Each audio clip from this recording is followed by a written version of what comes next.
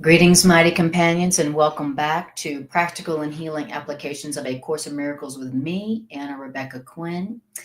This is take two this was supposed to be last night's class, but I was having such technical difficulties that I had to put it off to today. So thanks for your patience. And let's get to some A Course in Miracles, shall we? Where we're at today in A Course in Miracles is chapter 11, section 7, if you have the blue book, and chapter 11, section 8, if you have the original edition in any of the forms that the original edition comes in. So in the blue covered edition, the title is The Conditions of Reality, the condition of reality. Okay.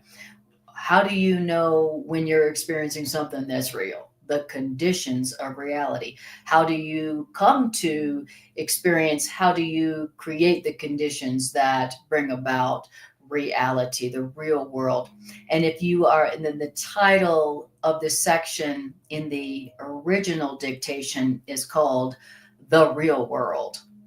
And I love this section. This section is so powerful in enabling us to experience the real world. This section says that the real world can be perceived, which means you can experience it with your body, with your five senses.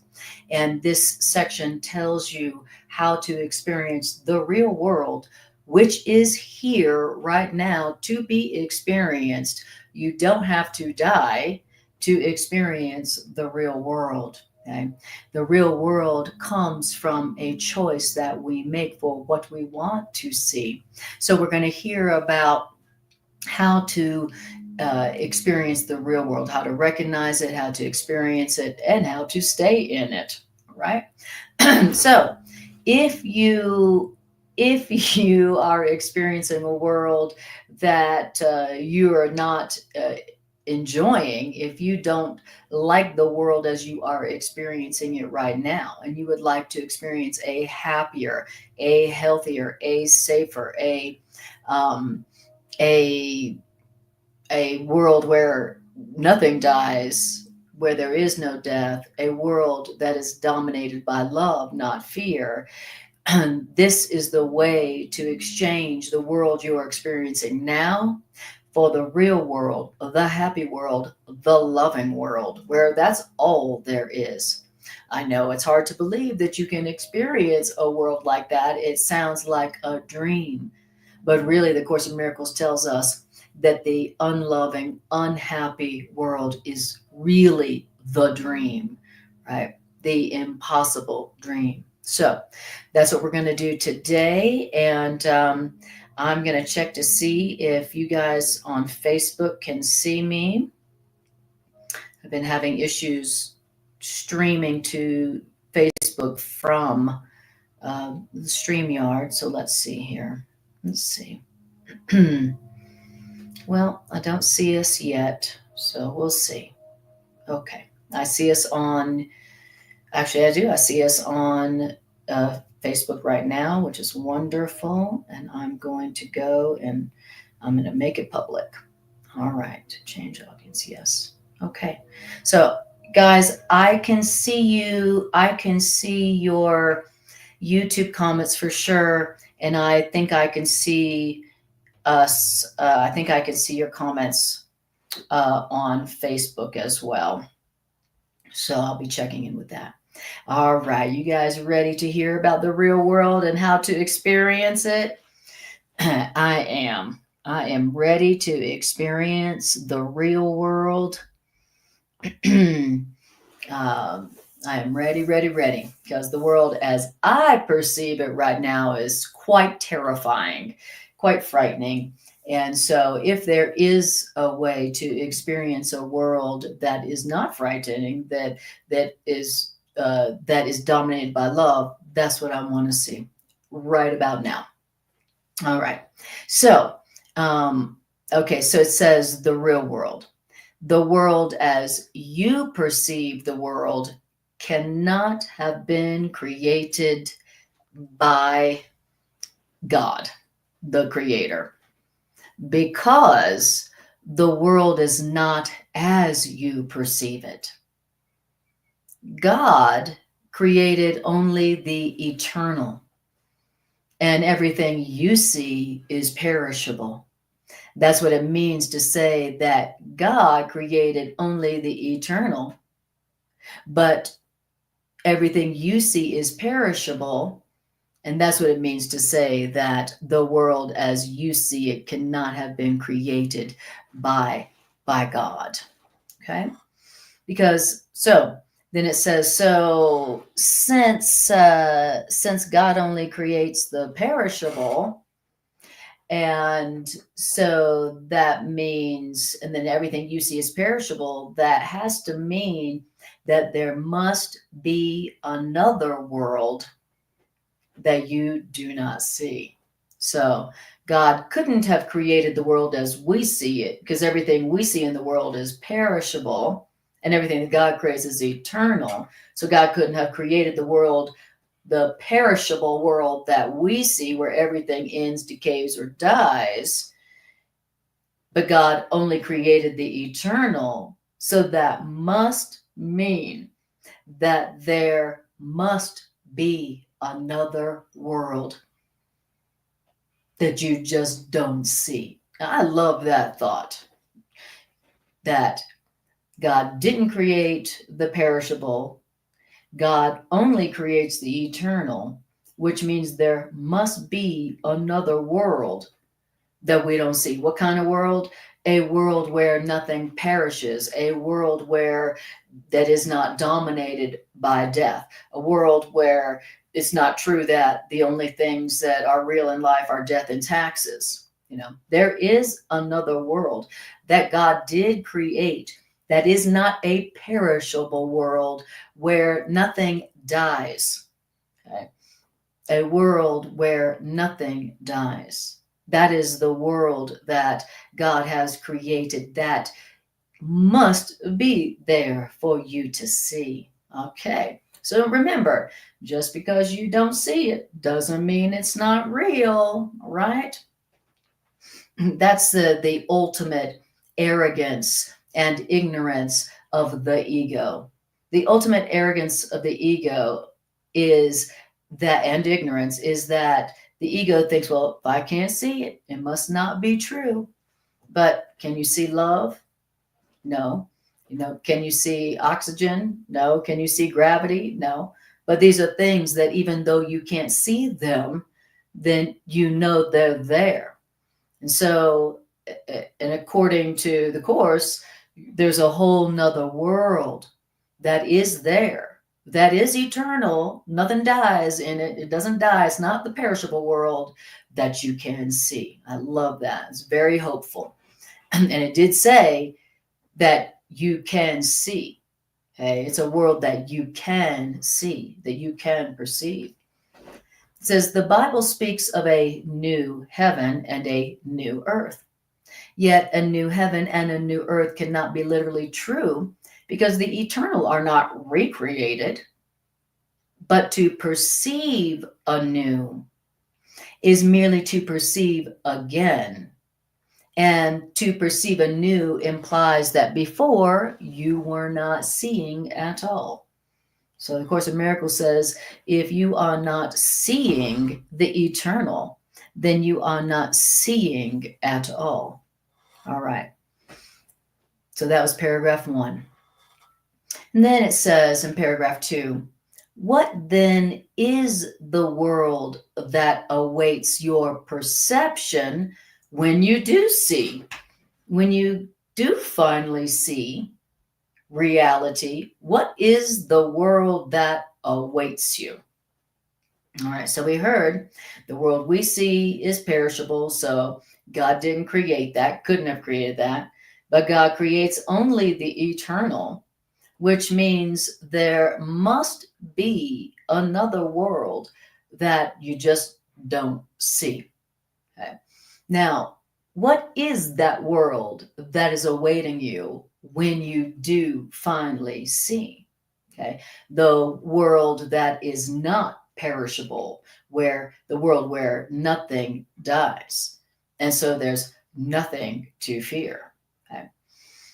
What is the world that God did create where nothing dies? It's not a perishable, perishing world. It's not a world where everything lives off the death of something else. Have you ever noticed that here in this world, where everything is perishable, everything lives off the death of something else? Even if you're living off the death of vegetables, everything lives off the death of something else here. That's what it means to say that everything in this world is perishable. But God creates only the eternal. So if something is not eternal, then it could not have been created by God, by love. It can't be real. To say God didn't create it means it's not real. Okay? If it doesn't last, it wasn't created by God, the author of reality. So whatever doesn't last forever could not have been created by God. But what God creates is eternal. And we know God creates, so there must be another world that's not perishing. It's not a world dominated by death that you can see. All right. And what is this world that awaits us when we do see correctly? It's this. Every loving thought that you ever had is eternal. Every loving thought you ever had, every loving thought that anyone has ever had is eternal. I want you to let that sink in for a moment. This world, there's nothing in this world that lasts forever, but there is something that lasts forever, and it is every loving thought that you or anyone else has ever had. Loving thoughts are eternal. Your loving thoughts are eternal. And those loving thoughts, which your mind has perceived in this world, are this world's only reality. The only thing that is real in this world is your loving thoughts. The loving thoughts you've given and the loving thoughts you received. They're loving thoughts. The loving thoughts we've all had here, given and received, is the only, it is the world's only reality. It's the only thing that's in the world that is real. The world's only reality is the loving thoughts. And now the loving thoughts that we've had, they are perceptions, because we still believe that we are separate. So our loving thoughts, they're still what? They're still perceptions, because we still believe that we're separate. But even still, our loving thoughts are eternal. Why? Because our loving thoughts are loving. So whatever's loving is eternal. And it said, God creates only the eternal, and God is love. So God creates only the eternal, and only loving thoughts are eternal. So that has to mean that all loving thoughts come from God. And your loving thoughts being like God, therefore, your loving thoughts will not die. Wow. Isn't that interesting? We have something that is eternal, that will not die, and that is our loving thoughts. Okay? Now, it says, so it asks the question, what is then the world that you can see when you do finally see? What is the world that is awaiting you when you finally do have correct, which means loving perception? It's a world made up of only your loving thoughts. Can you imagine? A world made up of only your loving thoughts. Everything in this world, it has come from your loving thoughts, the loving thoughts you've given and the loving thoughts you've received. Can you imagine a world like that? A world that all it is something, a world that came from your loving thoughts. The Course in Miracles calls them your creations. So it's a world made up of your creations, which means your loving thoughts. So everywhere you look, everything you see, everything you experience is a reflection or a creation of one of your loving thoughts. Wow. Imagine a world like that. Imagine a life where all you experience is the results, the reflections, the creations of your loving thoughts. And that's all that's there. That's all that's there. Wow. And then it goes on to say that the real world can actually be perceived. And in the original edition, the phrase actually be perceived is underlined. The real world, your real life, can actually be perceived. And all that is necessary to perceive the real world is a willingness to see nothing else but the love, but the loving thoughts. You can actually see the real world that's made up of only your loving thoughts. But to do that, all that's necessary is a willingness to see only the loving thoughts, to see only the loving thoughts and nothing else. Okay, I see. So only the love is real, everything else isn't. And if I want to experience the world that's made up of only my loving thoughts, then I have to be willing, not have mastered, be willing to see nothing else besides the loving thoughts. Okay. So, and we're going to hear how to do that. So don't be like, oh, how do you see only loving thoughts here? How do you see only loving thoughts here? Well, first, don't forget it said the willingness. It didn't say the know-how. It didn't say the mastery. It said the willingness. I am willing to see only the love. And the Course in Miracles tells us the way that you can easily see only love instead of see love and fear, see love and good and evil, see good and bad.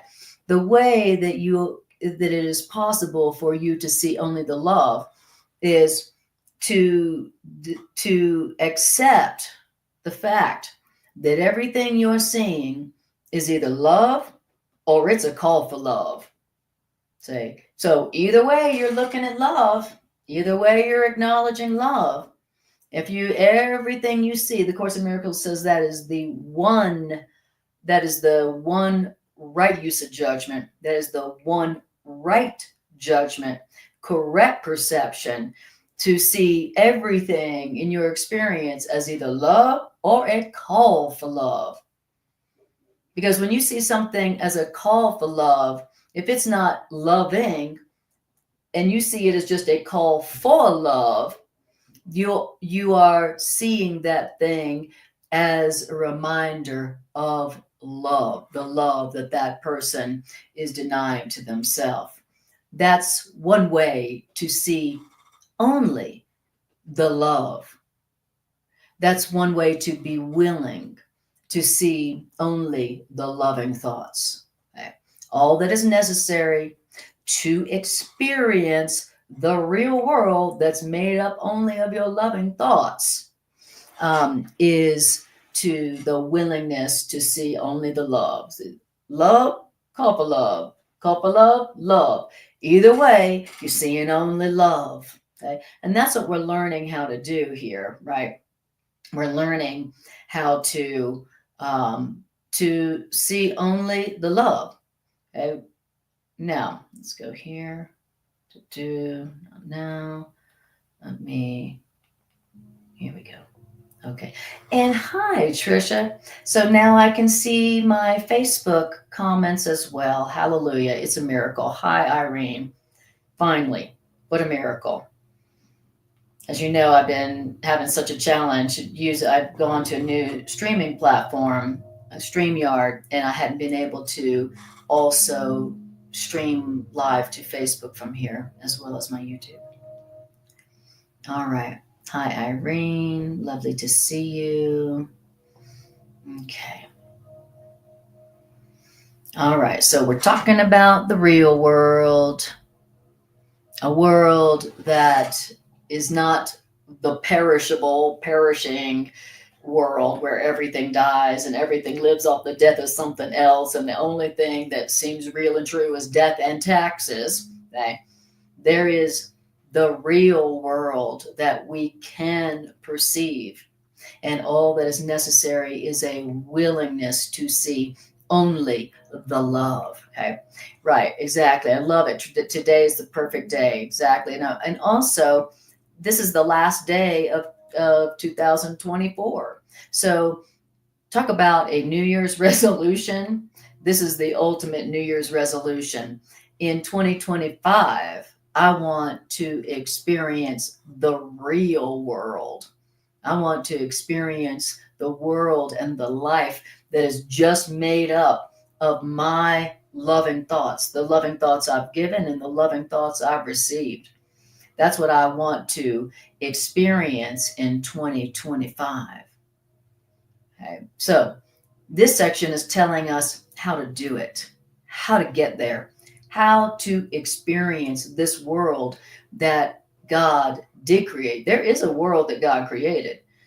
Just because the world as we see it could not have been created by God, that doesn't mean that there isn't a world that God has created that we can experience right now if we are willing to see only the loving thoughts. Okay? And a call for love is a loving thought as much as a loving thought is a loving thought. So remember that. Thank you, Trisha. All right. Now it says, so the real world can actually be perceived, and all that is necessary is a willingness to perceive, nothing else. Because if you perceive both good and evil, then you are accepting both the false and the true. And when you're accepting both the good and the evil, as if both the good and the evil are true, then the truth is that now you can't make it a distinction between good and evil, the false and the true. Okay? So it's such an interesting concept here. Hear what it's saying. If you believe that love is real and evil is real, if you believe that good is real and also bad is real, that they're both real, then the truth is you will not be able to make any distinction between the good and the evil, the good and the bad, the false and the true. Whatever you accept as real, you think are the same. Isn't that a deep concept? So if I believe that the loving is true and also that the evil is also true, then I'm accepting them both and making no distinction between them. Whoo-wee.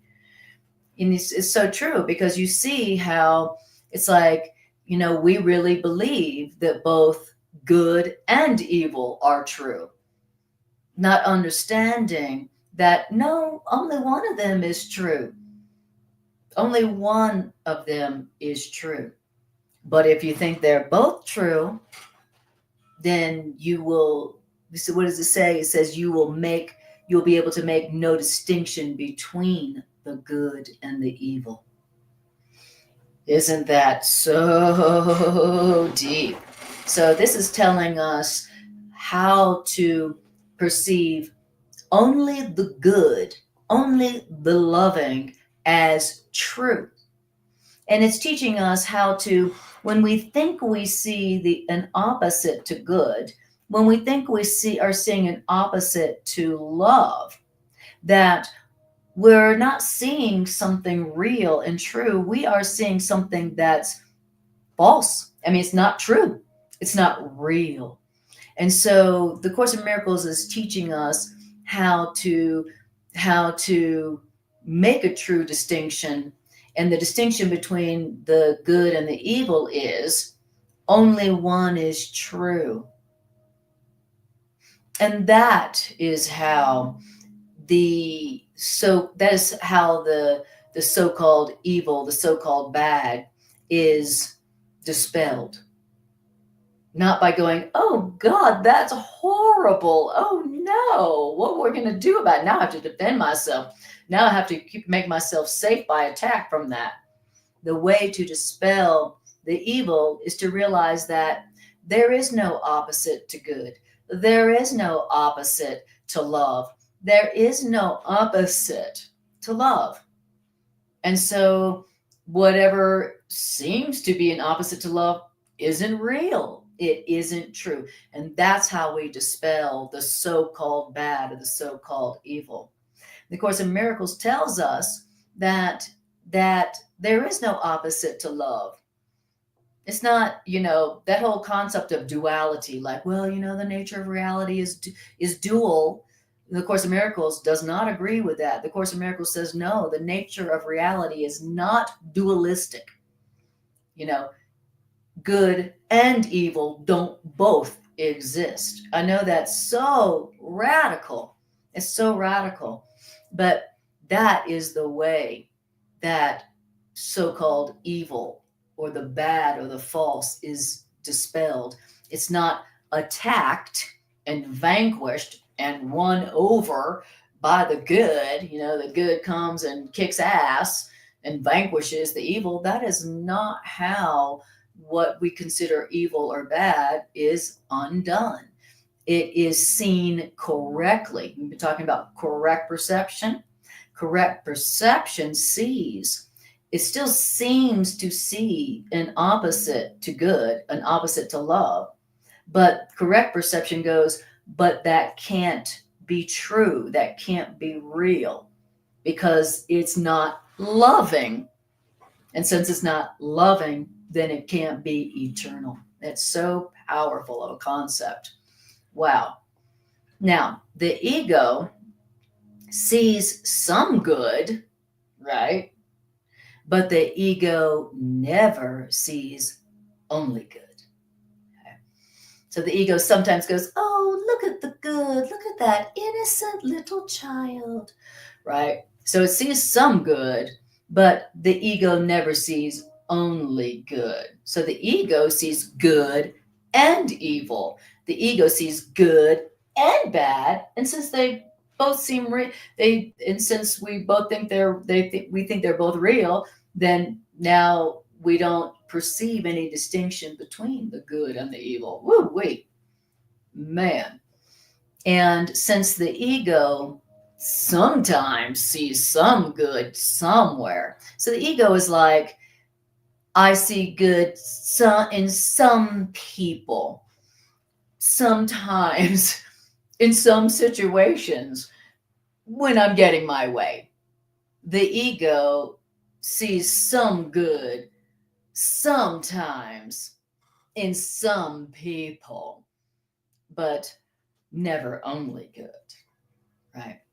Now, correct perception sees only good, only the loving, in recognition that only the loving is real and true. Whatever seems to be the opposite of love is just not real. It's not true. Why? Because it wasn't created by God. Because remember, what does God create? Only the eternal. And what is only eternal? The only thing that's eternal is the loving. The only thing that is eternal is the loving. The only thing that is real and true is the loving. So we're learning how to see what is not loving as not true. so that we don't believe it, so that we don't enslave ourselves to it. So now, whenever we have an unloving thought about ourselves, whenever we hear an unloving thought about ourselves, whenever we perceive something that's unloving about ourselves, now we go, well, that's very convincing, ego, but it can't be true. That can't be true about me. That can't be true about me because it is not loving. Now, that's how you perceive only the loving thoughts, which means that's the way to perceive the real world, the world made up of only your loving thoughts. Wow, that is so deep. That's so powerful. I absolutely can see my freedom in this. I see my freedom from fear, from anxiety, from depression, because now when I perceive the so-called opposite to love, then now I'm just not going to fall for it. I'm not going to believe it. I'm not going to enslave myself to it. I'm just going to perceive the truth about that unloving thought about myself or others. And I'm going to correctly perceive it's not true. It's not real. It's not the truth about me. And then now I have preserved my peace. Now I have preserved my joy. Now I get to continue to experience the real world, my real life, where all I'm experiencing is creations of my loving thoughts. Wow, really beautiful.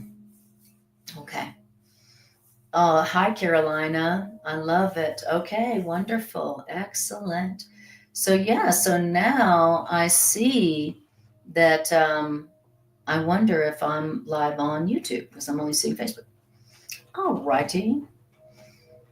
Okay, I guess we'll see. Okay, well, here we go. So, what do we say about the ego?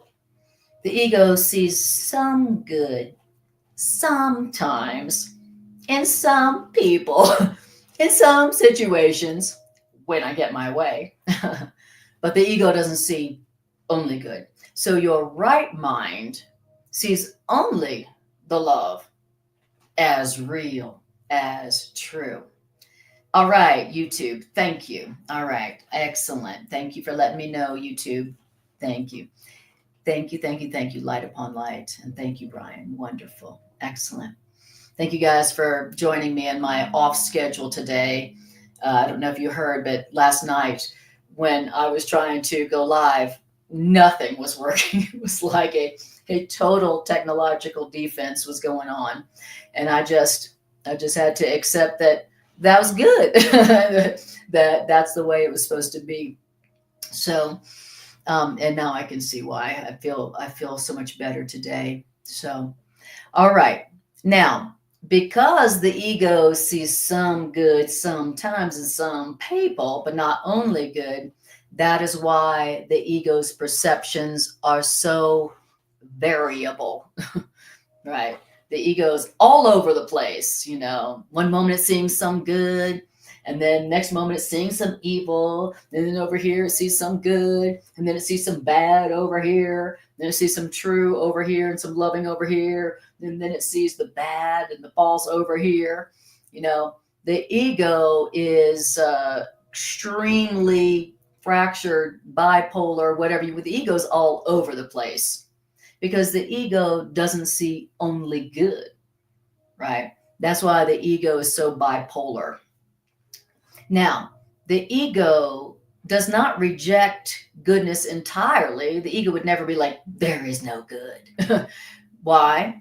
Why is it that the ego's got to see some good sometimes in some people? Because the ego knows that if it just rejected goodness entirely, which it would really like to do, that you wouldn't accept that at all. You'd be like, no, ego, that can't be right. There's no good anywhere.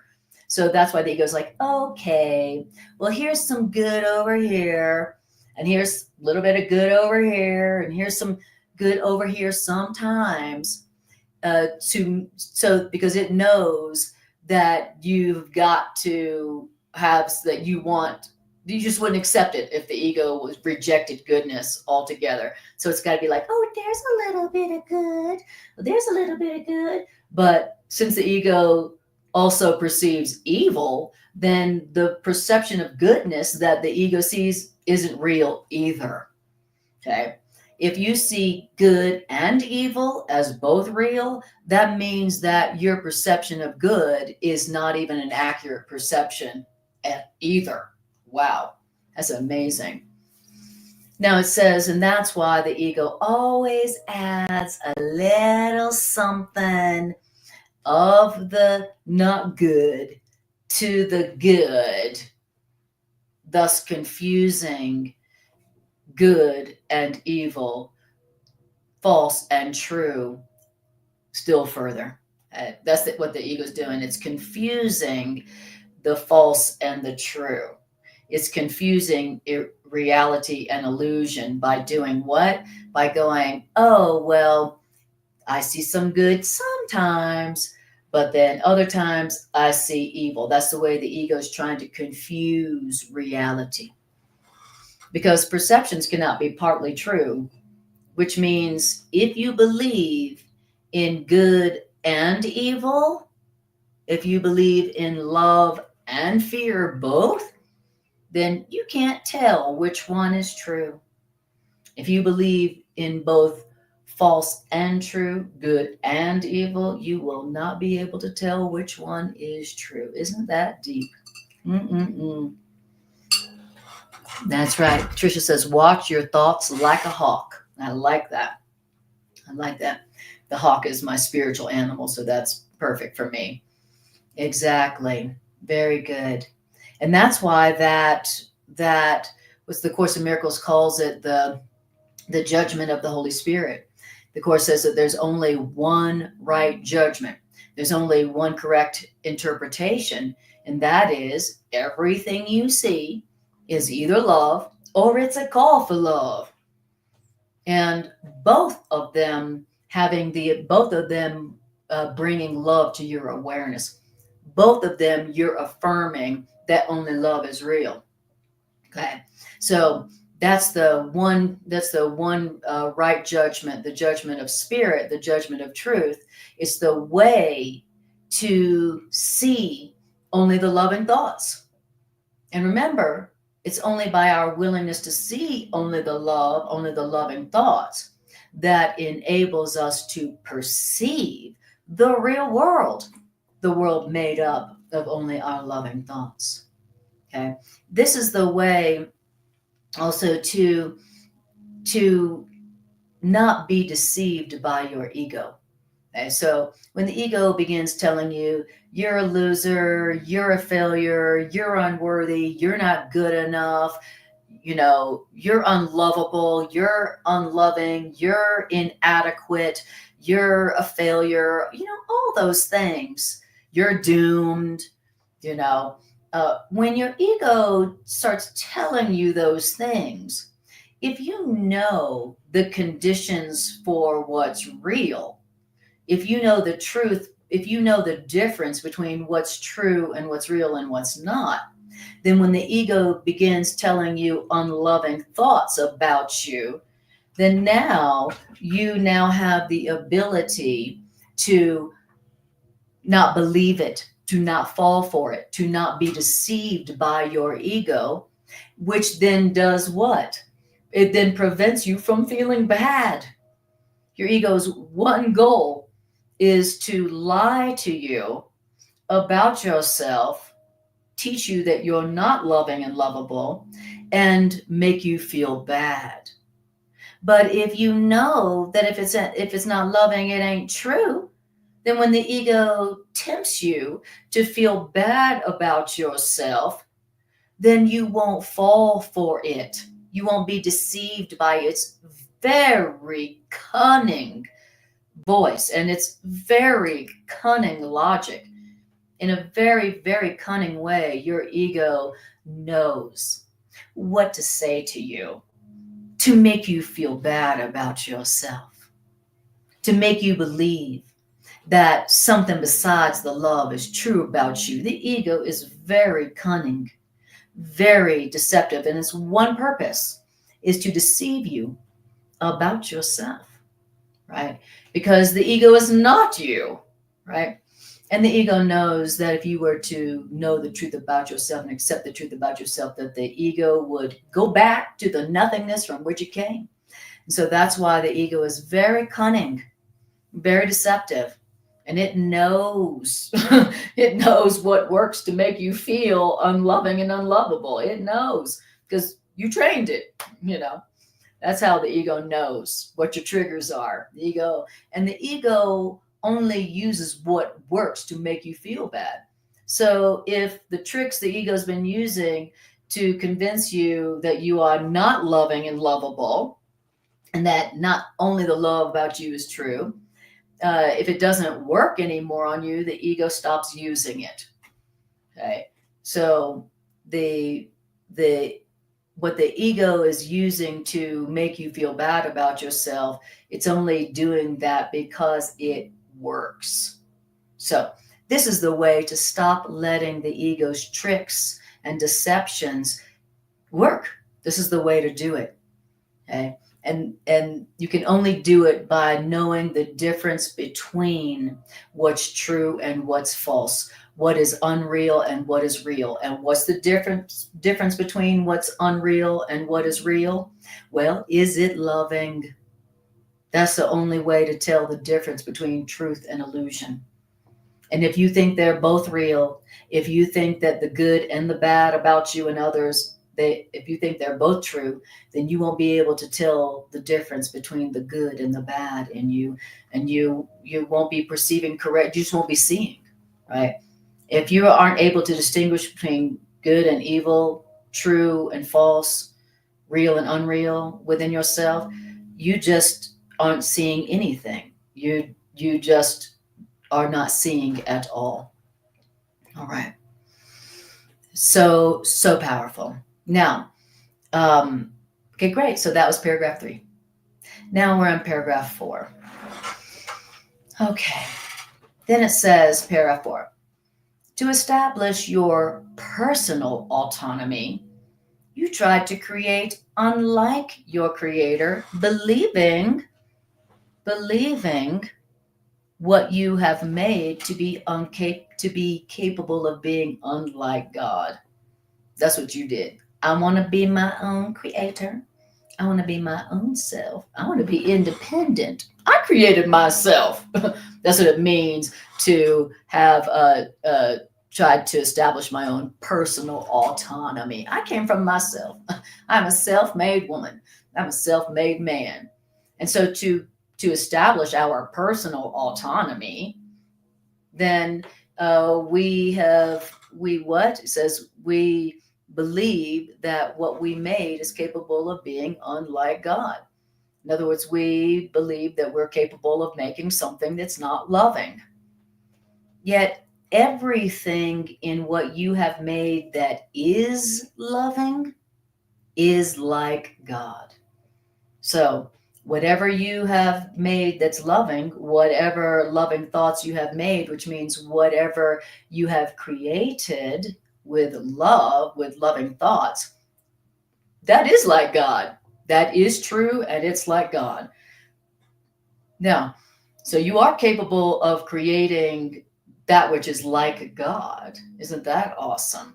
Now, we've been trying to create that which is unlike God, thinking we can make ourselves unlike God, which means separate. We've been thinking we can make ourselves separate. We have believed I can make myself separate. And look, I'm separate. See, I'm separate. I'm here, you're there. I'm here, God's wherever, right? But the truth is that we can't create that which is unlike God, and we have created that which is like God. So whatever you have created with your loving thoughts, you've created something that's like God. Isn't that amazing to think that I have the ability to create that which is like God? I have the ability to create that which is true, which means I have the ability to create that which is eternal, eternally loving. Can you imagine? Wow. I have the ability to create that which is eternally loving, meaning loving creations that go on creating love lovingly forever. That's a deep thought, that your loving thoughts are eternal. Your loving, the moment that your loving thought is born in your mind, that loving thought, which cannot be contained, because love cannot be contained, goes forth in creation, creating the good, the beautiful, and the holy forever. That's a deep thought. That's a deep thought. But that makes me feel good about what I've done, right? My ego is usually telling me you haven't done anything that great, right? Compared to blah, blah, blah, you haven't done anything that's that great. But the truth is that every loving thought that I've ever had is still going on creating the good, the beautiful, and the holy, in the world and beyond, and will forever. Oh, that's totally opposite of what my ego tells me, about how I'm not doing enough, it's not good enough, it's not as good as others, it's not that great, it could be better, etc. You know the ego. All right. It says, and only what you have created that is loving, that is eternal, that is like God, only that is the real world. And perceiving only the loving thoughts that you have created, that you've given and received, perceiving only your loving thoughts will lead you to the real heaven, because perceiving only the loving thoughts will make you capable of understanding the real heaven, which is the real world, which is the world that doesn't die, where nothing dies, that is eternally loving. Wow. Now, it says the perception of goodness, that's not knowledge, but the denial of the opposite of goodness enables you to perceive a condition in which opposites do not exist. And a state of mind, a condition in which opposites do not exist, this is the condition of knowledge. Wow. Now, without this awareness of a condition in which opposites do not exist, then you have not met knowledge's conditions. And until you meet knowledge's conditions, you will not know that knowledge and the real world is yours already.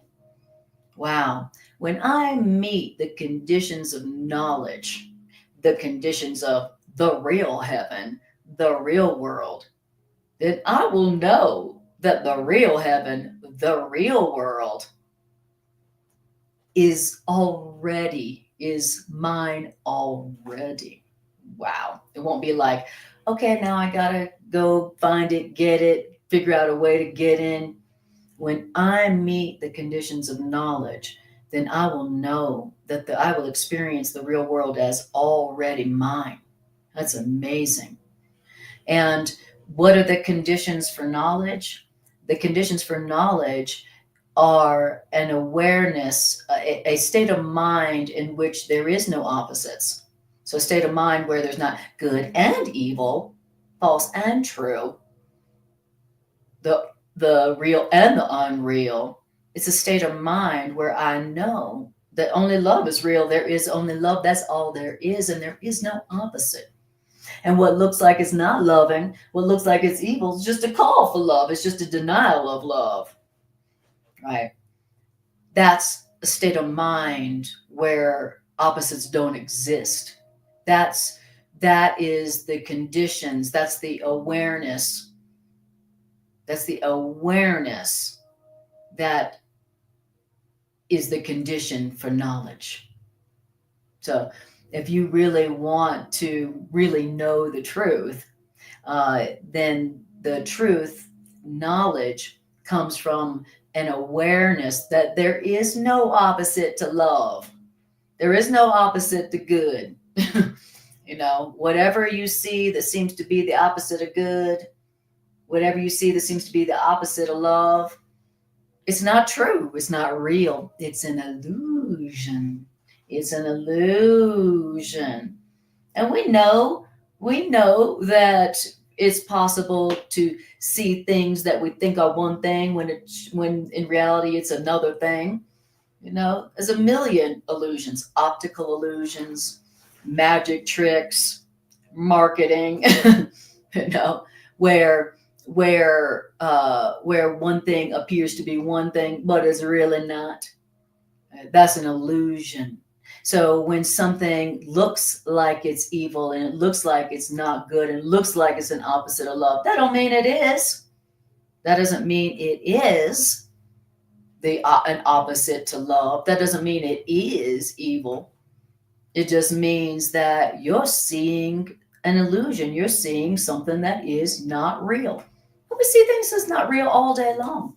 So it shouldn't be a big surprise that we see things that are not real, that are not true, that are presenting themselves to be something they're not. My God, that's the world we see. you know. So this is the condition of knowledge, the realization, the awareness that there is no opposite to love. There is no opposite to good. There's just a call for love, a call for good, a denial of it, which really actually implies that it exists. So to deny love, what does that mean? That means you must believe that love is real to deny it. That's why everything that seems to be not loving is also love, because what you're looking at is a denial of love, which implies that being believed in love enough to deny it. All right, so beautiful. I love it. I feel myself becoming more free by the minute as we read this, more free, where I feel like I am stronger now. I feel like I'm stronger in my ability to not be fooled or deceived by my ego when it's telling me unloving things about myself and it's showing me evil things in the world. I feel like now I'll be able to go, not true, not true, not true, not real, because it's not loving. If it ain't loving, it ain't true. And if you don't side with it, if you don't fall for it, if you don't believe it, then you won't experience it. And then you'll just be experiencing what is there to experience, which is the real world, which is the world that's just made up of all your loving thoughts. How beautiful will that world be? That's got to be why when people who've had near-death experiences and they leave their bodies, most of the time they go to experience a world that is made up of all their favorite things, right? Maybe they go to the forest, maybe they go to the ocean, maybe they're flying, maybe they, are in the most beautiful place that they ever saw, now I see why that is, because when you leave the body, it's like you're going to the world that's only made up of your loving thoughts, your happiest thoughts. Your loving thoughts are your happy thoughts. Your happy thoughts are your loving thoughts. Happiness and love go together. If you're experiencing love but you ain't happy, that ain't love. If you're experiencing happiness but you're not experiencing love, that ain't happiness. They go together. Okay? They're all both aspects of the same thing. So I feel so much stronger in my ability to not be fooled by my mean, cruel, unloving ego. right? And all the suffering that I experience is coming I because I believed the ego. I did not see it correctly and go, that's not true. The ego told me I was guilty. The ego told me I was bad. The ego told me I wasn't good enough, not worthy enough, a loser, failure, whatever. And instead of going, well, that can't be true because that's not loving. So no thanks, ego. I was like, oh, yeah, I agreed with my ego. I sided with my ego. I believed it. And then I suffered, right? And then everybody around me suffered. So that's how it goes. We don't experience peace by ourselves, and we don't suffer by ourselves either. Anybody who's ever been in a relationship knows that. No, beautiful. So that was paragraph 4. We are cooking with grease. I love it. Okay, paragraph 5. It says, truth is not absent here. I know that's hard to believe, but truth is not absent here in this world, in this experience, but truth is hidden here. Truth is not absent here, but truth is hidden here. That's for sure. Doesn't it seem like, so where's the truth? You could also say love is not absent here. So if you are having an experience where you feel like love is not, like where love is absent, if you're experiencing a relationship, if you're experiencing a life, if you're experiencing a situation where love seems to be absent, like, how come I don't have any love? How come they have love, but I don't have love? Like, where's the love? Right? It's then you just aren't perceiving correctly. You have hidden the love from yourself. It's impossible that love be absent here in this world, in your life, in your relationship. It's impossible that love not be here where you are. That's impossible. But what it means is that a love is hidden to you. You have hidden the love behind the other things besides love that you're looking at. Whereas the love is hiding behind what you're looking at that's not loving. So love and truth, they are one, is not absent here, but it is hidden. And it's hidden, the love is hidden in this situation, in this relationship, in this world, in your life, because you don't know the difference between what you have made the fear, the evil, and what God created, the love. I can't find the love. I don't see the love in my experience right now because I've confused the love with the fear. I've confused what God created, the love, with what I made, the fear. I think they're both equally true. Now I can't see the love. Now I can't feel the love because I think that both the love and the fear are both real. And now I can't see the love. It says, to believe that you can perceive the real world, the only loving world, to believe that you can perceive an only loving life is the same thing as to believe that you can know yourself. Wow.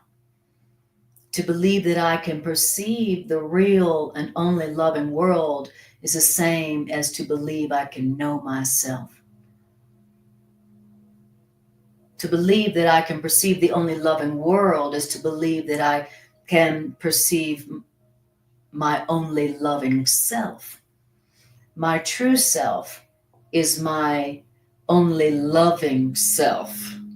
My self that is only loving, not loving and also evil sometimes. Okay? If I believe that I'm good and evil, then I really won't be able to perceive the truth, my true self, because my true self, my spirit is only loving. My true self isn't like loving and evil. But since I believe that I am both love, good, and evil, now I can't perceive my true self, which is only loving, only lovable. That's my true self. And that's their true self. The only thing that's true about them is their loving thoughts. Now, if you know, when you know that that the truth about them, others, is that the only part of them that is true, the true them, is the loving part. Well, now you won't be deceived by their ego. And now you can perceive them as they are. And that is to really love them, which is to really heal them. That's how you heal people. You don't let yourself be fooled by their fake self. That's how you love them. That's how you heal them. When they are presenting their fake self, their sometimes good, sometimes evil self, when they are presenting that to you, you don't believe it. You're like, no, I know that's not who you really are. I know that's not who they really are. Who they really are is their only loving self. Now, when you remember that for them, whether you're in their presence or not, that's how you become their savior, their healer. And then that's how you finally convince yourself that the only true part of you, the only truth of you, is your loving self. The self that is loving and lovable forever. Right? This is how we heal them, which is also how we heal ourselves. All right. Now, I love this next sentence. It says, you can know God. You know why? Because it's God's will to be known by you. Wow, who knew? That's not at all what we heard about God. You know, God wants to be known by me. God has set it up where I can know God. You know, what I learned about God in the past was that God was so mysterious, which means God didn't really want you to know everything about God. God had secrets, and only the special people, could know, the secrets that God was holding. The Course in Miracles says God doesn't have any secrets. God's not withholding anything that's just for God, but not for you. That is not how God is. Thank God. Right? God has no secrets. What God wants is to be known by you fully and completely. God doesn't have secrets. God isn't withholding something that's just for God to know and not you, unless you act right? Unless you obey God's many laws. What we learned about God was 100% a projection of the ego, our ego. Okay? What we have come to believe about God is what we think the ego is, right? The ego is the desire to be God. And that's how the ego was made. It was like the tiny mad idea crossed the mind of God's one creation, thinking, well, maybe I could be God. I think I would like to be God.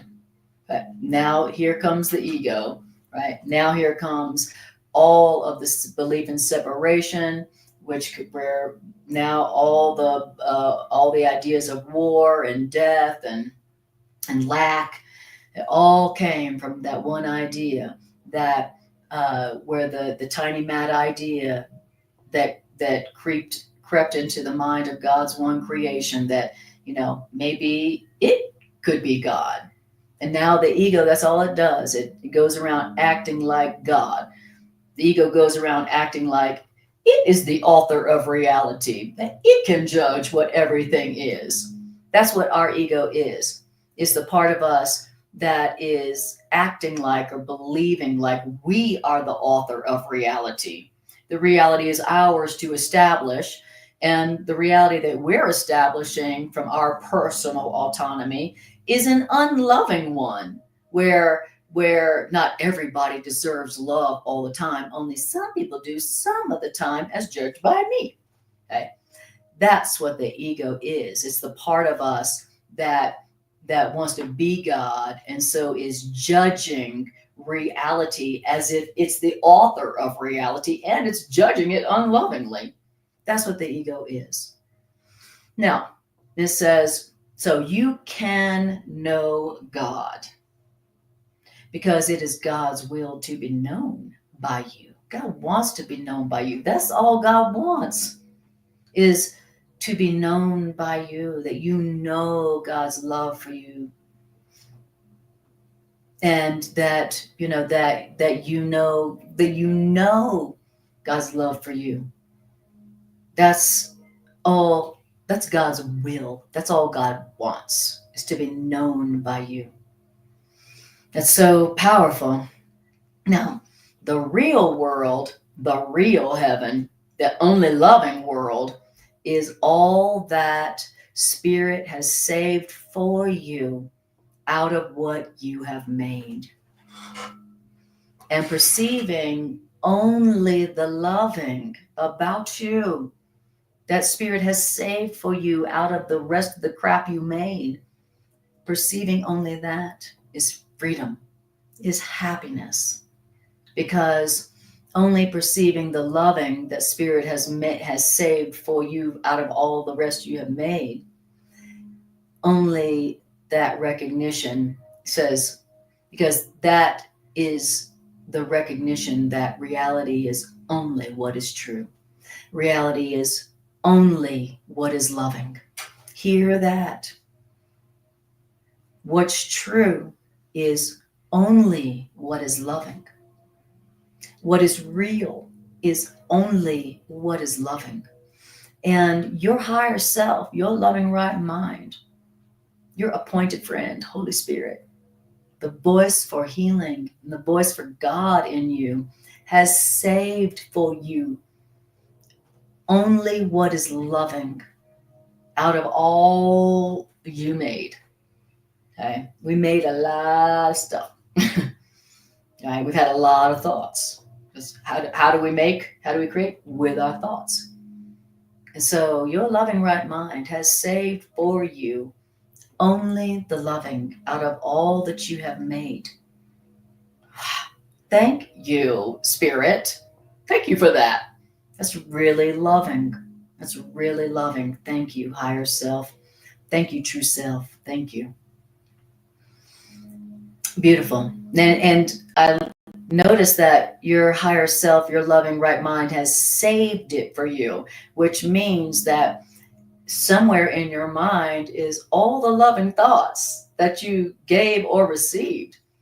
And even though you forgot about them and you're not thinking about them and you're actively denying them and actively rejecting them so that you can look on the unloving stuff you made, your loving right mind, your teacher, your healer within, it has saved it for you so that when you are ready to see only the loving as true about you, then all of your loving thoughts that you had and forgot about and denied and rejected, they're all right here still, creating, making the real world, the happy life for you. It's hard to believe that there is something that loves us that much, that is protecting us that much. It's really hard to believe because we're not that loving. So it's hard to believe. When you're not that loving, it's hard to believe that there's something that loving that loves you that much, right? But the more loving you become, the more you are able to accept how much you are loved and protected and supported. Right? Love it. Thank you, Patty. Lovely to see you. She says, love this message. Thank you. This message, I feel this message transforming my consciousness as we speak.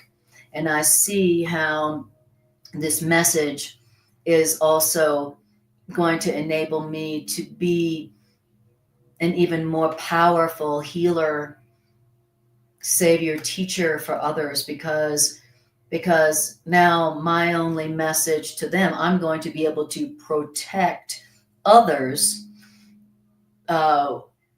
from their own ego by reminding them that the only thing that's true about them is the loving parts, their loving thoughts, the loving thoughts they've received or the loving thoughts they've given.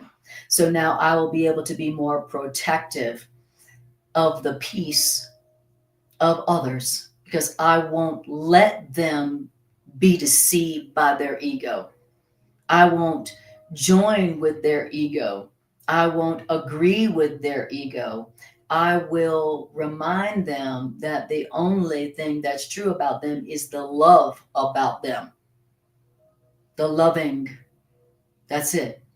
And so that's how, so I'll be able to be a better protector of people's peace, which means I'll be able to be a better friend, a better healer. And what skill, what ability is more valuable than that? You know, when you have learned, what does the Course in Miracles say? It says, as you accept the protection of God, then you become a protector for others. And there's no other gift that makes you feel better about yourself. There's nothing that makes you feel better about yourself. There's nothing that boosts your confidence more than that.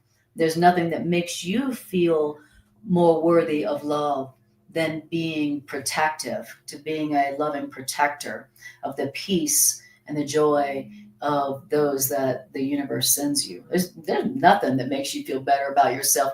And also, there's no better job that you could have. And there's no job that has better benefit packages than a job of being the savior, protector for the people that the universe sends you. And the universe, who the universe is sending you is whoever's in your experience, whoever thinks about you, whoever you think about. Those are the folks that the universe has sent you. So amazing. Okay. Now, this is the last paragraph. It was very funny. Is this the last paragraph? Yeah. This is the last paragraph. Very funny. It says, this is a very simple course, right? Sure. I'm sure that's what you think every time you go to open the course and read the course by yourself. You go, this is so simple. Not. This course is a very simple course. But perhaps you don't feel that a course which in the end teaches nothing more that only the love is true is necessary. It's like, yeah, that a course whose only purpose is to teach that only the truth is true, only the love is true. Who needs that? Well, he says, you do. This course is simple in that the only purpose this course is teaching is that only the love is true. Only the truth is true. Only reality is true. Not all the unloving stuff that the ego is saying and doing. Only the loving is true. That's why this course is simple, because that's all it's saying. Only the loving is true. And everything else is not true. It's not real. So don't suffer from it. Don't believe it. Don't side with it. And that's all this Course in Miracles is saying. And that's why it's simple. It only has one message. Only the loving is true. It says, hey, perhaps you don't feel that a course which in the end teaches nothing more than that only the reality is true, only the love is true is necessary. But do you believe it? Do you believe that only the truth is true? Do you believe that only the loving is true? Well, that's a rhetorical question. We know the answer to that. Now, when you have perceived the only loving world, which you can perceive, then you will recognize that no, you didn't believe that only the loving is true. But the swiftness with which your new and only real perception will be translated into knowledge will leave you only an instant to realize that this judgment is true. Only the loving is true. Wow. And then once you have realized that only the loving is true, and now your old world, your old life has been swiftly translated into the real world, then everything you made that wasn't loving, that wasn't true, will be forgotten. Can you imagine where you just forgot about all the bad, all the evil, all the unloving, all the hurt, all the pain, all the misery, all the death, all the loss and the lack? It's just forgotten. It's like, what was that I was upset about? What was that I was traumatized about? What was that I was experiencing trauma over for years? I can't even remember. All of that, everything but the love, is you're going to forget it. I love it. I love it. That's the right use of forgetting. I forget. I forgot to be miserable. I forgot what I was miserable. I forgot what I was unhappy about. That's what's going to happen. You're going to forget everything that you were unhappy and miserable about. You're going to forget all the unloving, untrue, painful, traumatic, hurtful, guilty, shameful things that you were obsessed about, thinking they were real. You're going to forget about them. You're going to forget the good. You're going to forget the bad. You're going to forget the false. And you're going to forget the true. You're going to forget about that. You know why? Because earth and heaven are going to become one. And then even the real world, even the only loving world, will vanish from your sight. That's because the end of the world is not the world's destruction. Boy, that's a timely message.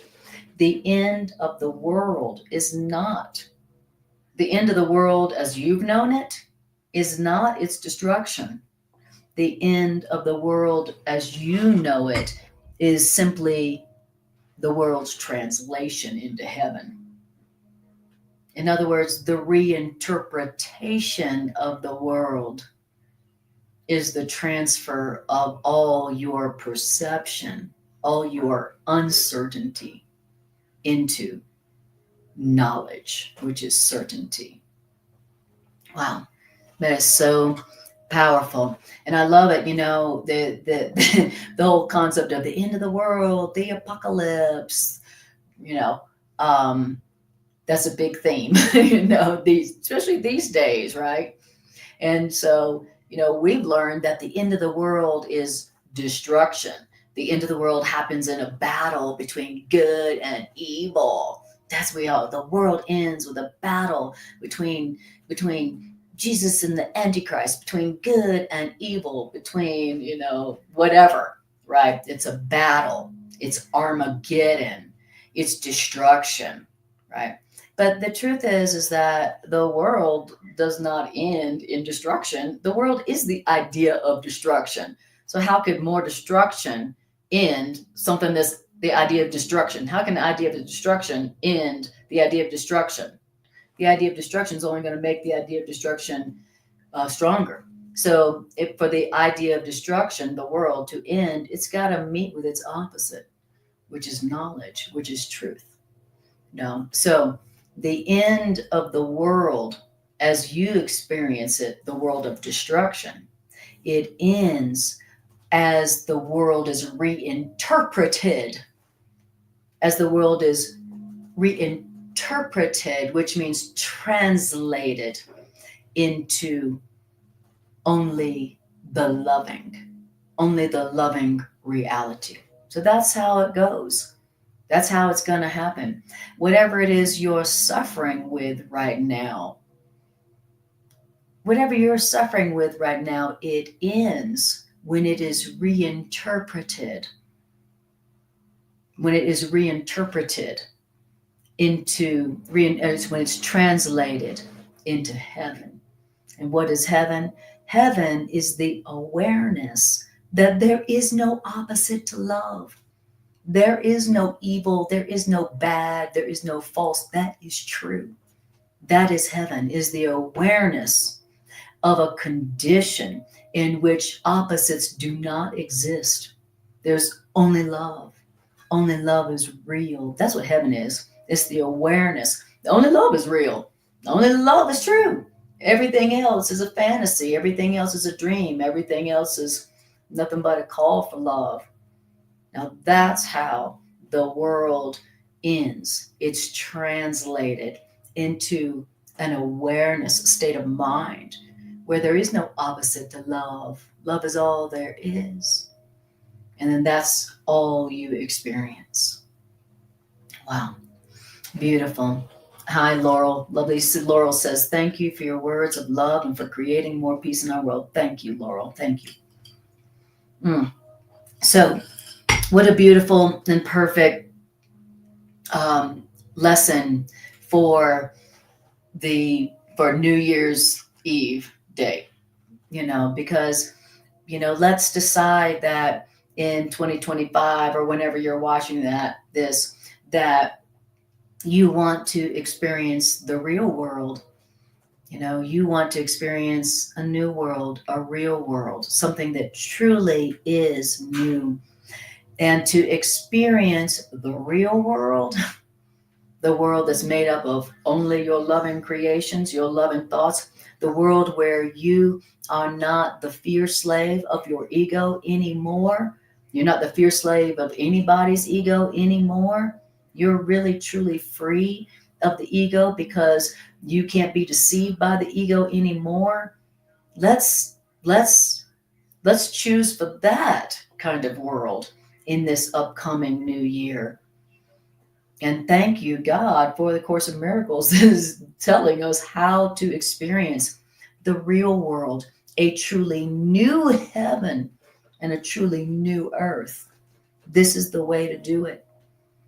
And I'm so grateful to God for giving us the Course of Miracles curriculum by which to wake up from the dream of good and evil, both being real, that are always fighting it out. That's a dream. The dream where good and evil are fighting it out and they're fighting over your soul. That's a dream. That is not reality. That is not reality. It's not true. That's not what's really going on. Okay. So you guys, all right, I'm just going to do a couple of minutes of a closing meditation where we just close our eyes, breathe, and apply these ideas to whatever we're going through today. And but announcements are, let's see, what is today? Okay, so the classes that I do and that Greg and I do each week is every other Sunday at the Rocky Mountain Miracle Center. I'm teaching, and Matt Ratcliffe and I do. I don't know what the word is, but Matt and I it's either Matt or I doing the Sunday at 11 a.m. So Sunday at 11 a.m. Mountain Time at the Rocky Mountain Miracle Center. It's a live and in-person Course in Miracles class. I'm also live streaming it, whether Matt's doing it or me. And I want to tell you that the community, the Course in Miracles community at the Rocky Mountain Miracle Center is growing so beautifully, so profoundly. The community that is forming around the Sunday 11 a.m. in-person class is so beautiful. It's just a beautiful, loving, fun, alive family community that is growing and developing there at the Miracle Center. It's truly a miracle. It really is. I always feel so loved, so supported, so safe, and have a lot of fun.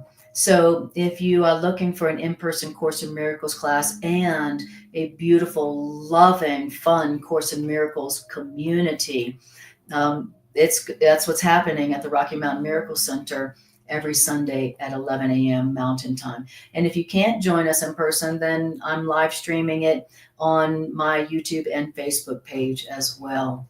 So I highly recommend come check that out. It's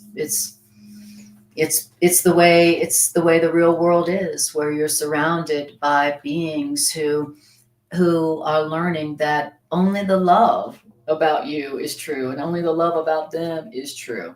So also every Monday evening, 7 p.m. Mountain Time, live streaming on Facebook and YouTube page, I do my practical and healing applications of A Course in Miracles. And then every Sunday evening, 7 p.m., live streaming YouTube and Facebook, Greg and I do Transforming Relationships Through A Course in Miracles. And wow, we take the Course in Miracles, whatever section Spirit pulls up, we apply it to our relationship, all of our relationships, and we help others, you, to do the same. Very, very powerful class. Wow. And also, if you would like to support this Miracles Ministry, strengthen these ideas as they go out into the world or into your life, one way to do that is to like, share, and subscribe if you're watching on YouTube, or if you're watching on Facebook, to post it onto your Facebook feed. Also, if you're watching on if you're watching on YouTube, you can do a super chat. That's another way to support this Miracles Ministry. And I profoundly appreciate your support. Miracle Center appreciates it, me and Greg. Your support of this ministry truly strengthens these ideas in all of our minds and strengthens them out there as they go out into the world.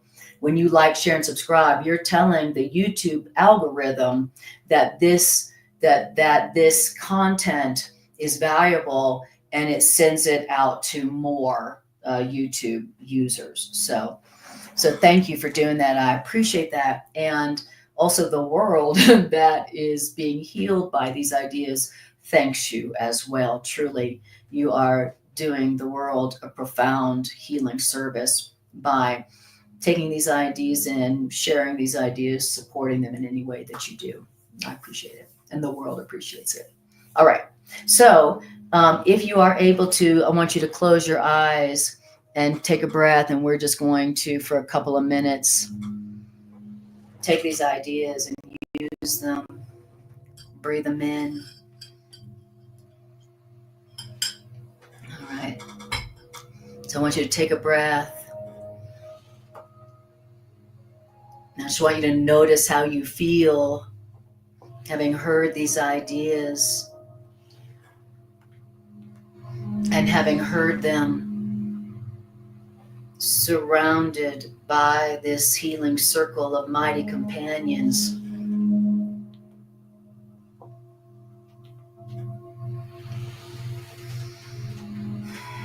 How do these ideas feel in your heart, in your mind, in your body?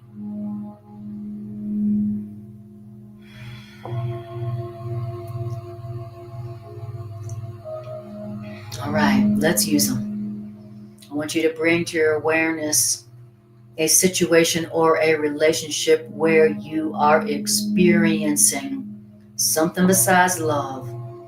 Pain, fear, guilt, shame, sickness, lack, brokenness, aloneness, whatever it is. I want you to bring that situation and that feeling into your awareness.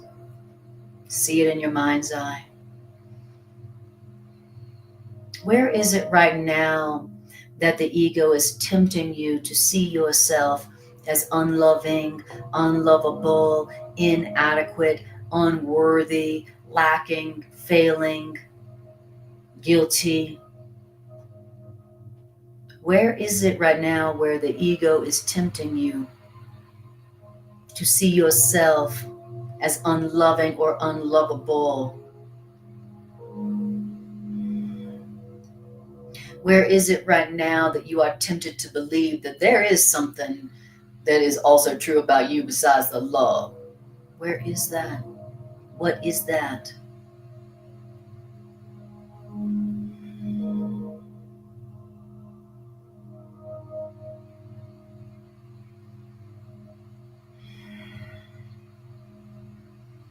All right. Now we're going to do what this section taught us to do. We are going to deny the unloving. We're going to deny what our ego is tempting us to believe about ourselves that is not loving. And we're going to say to ourselves, we're going to affirm the truth. And we're going to say, only the loving about me or them is true.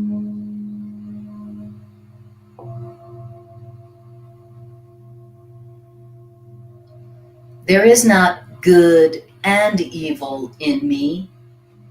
There is only good. And what seems to be the opposite of love in me is just a call for love. And it's not real. And it's not the truth about me. And tell yourself, I did not create myself. I am not my own author. So it's not up to me to decide what I am. And it's not true that I am a combination of good and bad, good and evil, loving and guilty. I remain exactly as God created me, which is only loving forever.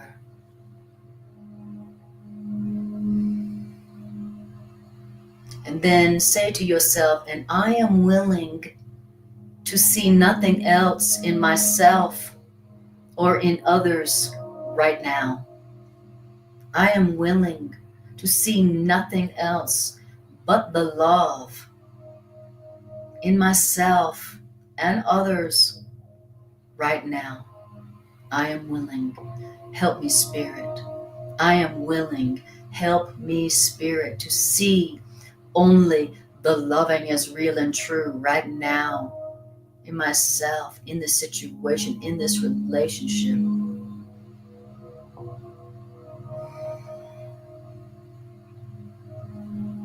Spirit, I am willing to see only the loving as true and real in me, in them, in this situation now. Help me.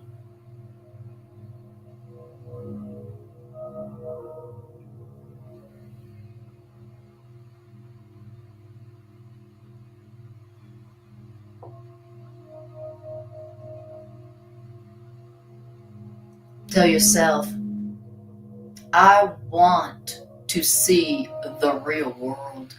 I want to experience the world that's made up only of my loving thoughts. I want to see that. I want to experience that. I want to experience the real world, the real heaven. And Spirit is telling us we can perceive that.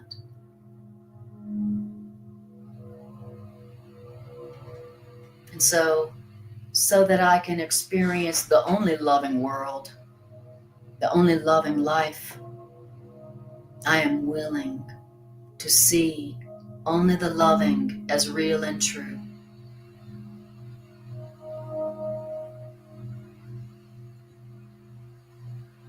And for one moment, let us let us choose the awareness. For one moment, let us be aware of a state of mind in which opposites do not exist. For one moment, let us be aware that there is nothing else besides the love that God created as the only reality, the only truth. Only love is real. Only love is true. And God did not create anything else. There is no opposite to love.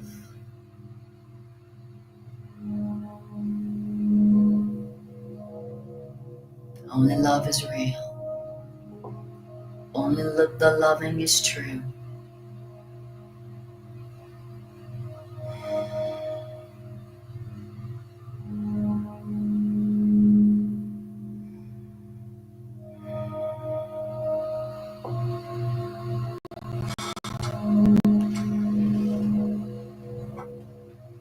Beautiful. All right, guys. Way to apply.